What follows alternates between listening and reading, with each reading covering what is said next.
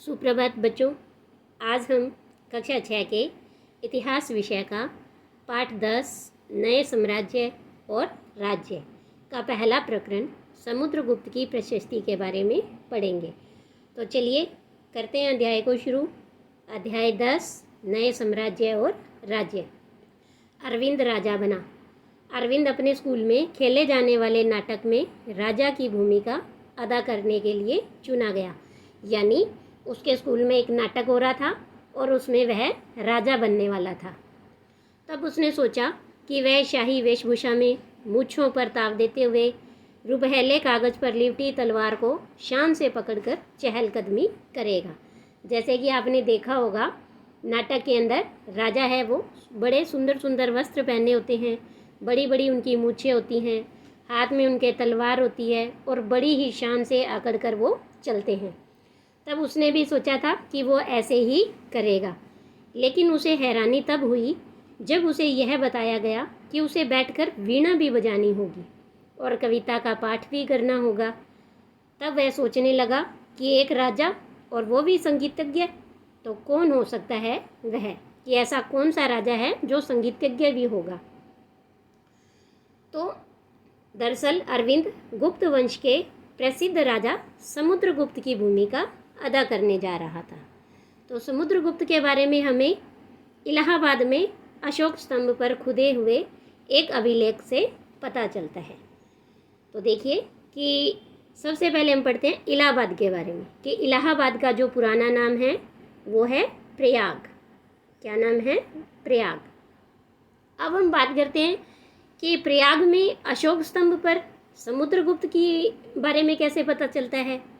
तो देखिए, हमने पहले भी अध्याय में पढ़ा था कि मौर्य शासक सम्राट अशोक के बारे में, जिसे महान शासक या अशोक महान कहा जाता है, जिसने युद्ध का त्याग किया था। तो जो यह स्तंभ है प्रयाग के अंदर, ये मौर्य शासक अशोक के 6 स्तंभ अभिलेखों में से एक है। तो प्रयाग के अंदर नदी के किनारे सबसे पहले सम्राट अशोक ने एक किला बनवाया था और उस किले में ये स्थित था। फिर समुद्रगुप्त इसे वहाँ से प्रयाग लेके आया। तो ये सबसे पहले कहाँ? कौशाम्बी में स्थित था और वहाँ से इसे प्रयाग लाया गया। और इस स्तंभ पर 3 शासकों के अभिलेख लिखे हुए हैं। कितने शासकों के? 3 के।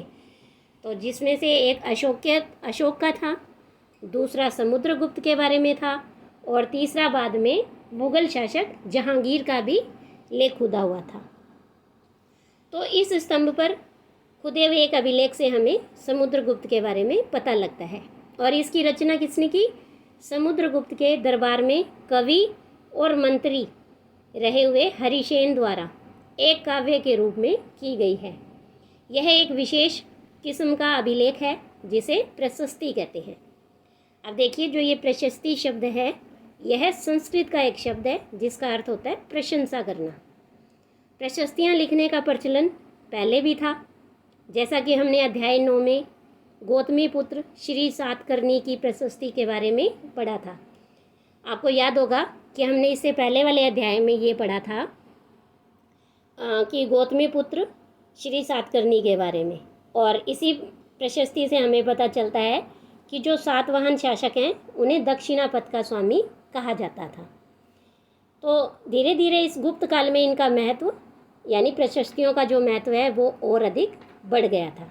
तो अब हम पढ़ते हैं समुद्रगुप्त की प्रशस्ति, कि समुद्रगुप्त की प्रशस्ति हमें क्या बताती है। कवि ने इसमें राजा की एक योद्धा के रूप में, युद्ध को जीतने वाले राजा, विद्वान और एक उत्कृष्ट कवि के रूप में खूब प्रशंसा की है। यानी जो कवि है हरिसेन, उसने समुद्रगुप्त की खूब प्रशंसा की है और इतनी प्रशंसा की है कि उसे ईश्वर के बराबर बताया है। और प्रशस्ति में लंबे लंबे वाक्य दिए गए हैं और यहाँ वैसे ही एक वाक्य का अंश दिया गया है।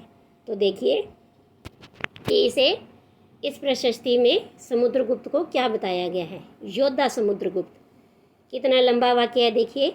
जिनका शरीर युद्ध मैदान में कुठारों, कुल्हाड़ियों, तीरों, भालों, बर्छों, तलवारों, लोहे की गदाओं, नुकीले तीरों तथा अन्य सैकड़ों हथियारों से लगे घावों के दाग से भरे होने के कारण अत्यंत सुंदर दिखता है। तो देखिए कितनी उस राजा की है वो प्रशंसा की है कि उसे इतने घाव लगे हैं और फिर भी उसका शरीर है वो बहुत ही सुंदर दिखाई दे रहा है। अब देखिए कि यहाँ एक प्रश्न है, यह वर्णन तुम्हें उस राजा के बारे में क्या बताता है और राजा किस प्रकार युद्ध लड़ते थे। तो देखिए कि इस वर्णन से हमें ये पता लगता है कि जो समुद्रगुप्त शासक है वो बहुत ही वीर था, साहसी था, उसने बहुत से युद्ध लड़े थे। उसके शरीर पर युद्ध में बहुत सारे प्रकार के जो औजार थे, हथियार थे, जैसे कुठार, कुल्हाड़ी, तीर, भाले, बर्छे, तलवारें, गदाएं, नुकीले तीर, इसके अलावा भी सैकड़ों हथियार थे। उन हथियारों से जख्मी होने के बावजूद भी उसका जो शरीर है वो बहुत ही सुंदर दिखाई दे रहा है और इन हथियारों के साथ वो वीरतापूर्वक युद्ध लड़ता रहा। तो इस तरह से हमें समुद्रगुप्त के बारे में पता चलता है। तो राजा इतने सारे हथियारों के बीच में युद्ध लड़ता था। अब हम इसके बाद बात करेंगे कि अगर तुम मानचित्र 7 को गौर से देखोगे तो तुम ये पाओगे कि इस क्षेत्र को हरे रंग से रंगा गया है। तो सबसे पहले क्या करते हैं कि हम इन चित्रों को देखते हैं कि ये देखिए यहाँ पर आपको कुछ सिक्के दिखाई दे रहे हैं जिसमें कि वीणा बजाने वाला राजा है वो चित्रित किया गया है कि समुद्रगुप्त के कुछ अन्य गुणों को इन सिक्कों पर दिखाई दिया गया है, जैसे कि इस सिक्के में उन्हें वीणा बजाते हुए दिखाई गया है। अब देखिए इसके बाद हम बात करेंगे मानचित्र की। तो मानचित्र को देखने से पहले हम ये जो हैं बिंदु सारे इन्हें पढ़ते हैं, फिर हम इसे मानचित्र में समझने की कोशिश करेंगे। तो देखिए अगर तुम मानचित्र 7 को गौर से देखोगे तो तुम पाओगे कि एक क्षेत्र को हरे रंग से रंगा गया है। तुम्हें पूर्वी समुद्र तट के साथ साथ एक क्रम में लाल बिंदु भी दिखेंगे और उसी तरह कुछ क्षेत्र बैंगनी और नीले रंग के भी मिलेंगे। यह मानचित्र इस प्रशस्ति में प्राप्त जानकारियों के आधार पर बनाया गया है। हरिसेन 4 विभिन्न प्रकार के राजाओं और उनके प्रति समुद्रगुप्त की नीतियों का वर्णन करते हैं। यानी कि हरिसेन जो कवि है उन्होंने 4 प्रकार के राजाओं का और उन राजाओं की समुद्रगुप्त के साथ कैसी नीतियां हैं उसके बारे में वर्णन किया है। तो अब सबसे पहले देखिए कि पहले राजा जिन्हें हरे रंग का दिखाया गया है वो हरे रंग का क्षेत्र है आर्यव्रत के उन 9 शासकों का है जिन्हें समुद्रगुप्त ने हराकर उनके राज्य को अपने राज्य में मिला लिया था। दूसरा है, इसके बाद आएंगे दक्षिणापथ के 12 शासक। इनमें से कुछ की राजधानियों को दिखाने के लिए मानचित्र पर लाल बिंदु दिए गए हैं और इन सब ने हार जाने पर समुद्रगुप्त के सामने समर्पण किया था और समुद्रगुप्त ने उन्हें फिर से शासन करने की अनुमति दे दी थी। और इसके बाद तीसरे शासक हैं, पड़ोसी देशों का जो आंतरिक घेरा है उसे बैंगनी रंग से रंगा गया है। अब इसमें कौन कौन से पड़ोसी देश होंगे, जैसे इसमें असम, तटीय बंगाल, नेपाल और उत्तर पश्चिम के कई गण और संघ, जैसे कि हमने अध्याय 5 में इन महाजन पदों के बारे में, गण और संघ के बारे में हमने पढ़ा था। तो ये सब आते थे, ये समुद्रगुप्त के लिए उपहार लाते थे, उनकी आज्ञाओं का पालन करते थे और उनके दरबार में उपस्थित हुआ करते थे। और नंबर 4 पर होंगे बाहरी इलाके के शासक जिन्हें नीले रंग से रंगा गया है और ये शासक संभवतः कुषाण और शक वंश के थे। इनमें श्रीलंका के शासक भी थे। इन्होंने समुद्रगुप्त की अधीनता स्वीकार की और अपनी पुत्रियों का विवाह उससे किया। तो चलिए अब हम क्या है इस मानचित्र को देख लेते हैं। तो ये देखिए, सबसे पहले इस मानचित्र में आपको ये हरा रंग यहाँ दिखाई दे रहा है ना। तो ये तो हुआ आर्यव्रत का, ये नीचे संकेत में देखिए आर्यव्रत का। फिर इसी तरह से कुछ बैंगनी, ये सारा आपको यहाँ तक दिखाई दे रहा है, और कुछ नीले रंग का यहाँ और ये यहाँ। ये बाहरी राज्य हैं, और जो बैंगनी रंग के दिखाई दे रहे हैं ये है आंतरिक राज्य। तो चलिए अब हम इन्हें एक एक करके पढ़ लेते हैं कि जो हरा रंग है ये तो है आर्यव्रत के उन 9 शासकों का, जिन्होंने समुद्रगुप्त से हार गए थे और समुद्रगुप्त ने उसके राज्य को अपने राज्यों में मिला लिया था। इसके बाद ये हैं दक्षिणापथ के, ये यहाँ पे जो लाल बिंदु दिखाई दे रहे हैं आपको, ये 12 राज्य थे और इन 12 में से यहाँ कुछ को दिखाया गया है। ये सब क्या थे कि समुद्रगुप्त से हार गए और हारने के बाद समर्पण कर दिया था, लेकिन समुद्रगुप्त ने उन्हें फिर से अनुमति दे दी थी राज्य करने की। इसके बाद तीसरे नंबर पर है ये बैंगनी रंग का, जो आपको यहाँ तक ऐसे ये सारा घेरा दिखाई दे रहा है, ये वाला। तो इसमें था यहाँ पे असम है, बंगाल है, तटीय बंगाल है, इसके बाद नेपाल है, और कुछ यहाँ पर आ जाएंगे गण और संघ वाले राज्य ये थे। ये जो शासक थे ये क्या थे, समुद्रगुप्त के लिए उपहार लाते थे और उसकी आज्ञा का पालन करते थे और उसके दरबार में ये उपस्थित होते थे। अब इसके बाद हम बात करेंगे बाहरी इलाकों की, जो ये नीले रंग वाले यहाँ पर आपको दिखाई दे रहे शासक। तो इनमें कुषाण और शक वंश के शासक भी थे, कुछ श्रीलंका के भी थे। ये इन्होंने समुद्रगुप्त की अधीनता स्वीकार की और अपनी पुत्रियों का विवाह समुद्रगुप्त से किया था। अब इस तरह से देखिए कि मानचित्र के अंदर आपको प्रयाग ढूंढना है ना। तो अभी जैसे मैंने तुम्हें बताया था कि प्रयाग किसका पुराना नाम है, इलाहाबाद का।